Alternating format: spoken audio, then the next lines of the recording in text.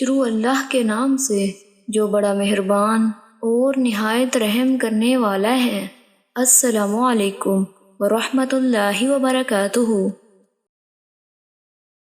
حضرت ابو مالک اشعری رضی اللہ تعالیٰ عنہ بیان کرتے ہیں، رسول اللہ صلی اللہ علیہ وآلہ وسلم نے فرمایا، پاکیزگی نصف ایمان ہے۔ الحمدللہ میزان کو بھر دیتا ہے۔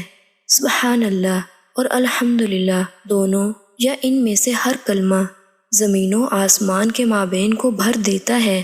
نماز نور ہے، صدقہ برہان ہے، صبر ضیاء ہے، اور قرآن تیرے حق میں یا تیرے خلاف دلیل ہوگا۔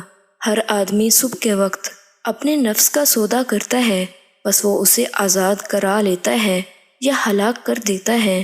اللہ تعالیٰ سے دعا ہے کہ اللہ تعالیٰ ہمیں زیادہ سے زیادہ ذکر الہی کرنے اور قرآن کو اپنے حق میں دلیل بنانے کی توفیق عطا فرمائے۔ آمین۔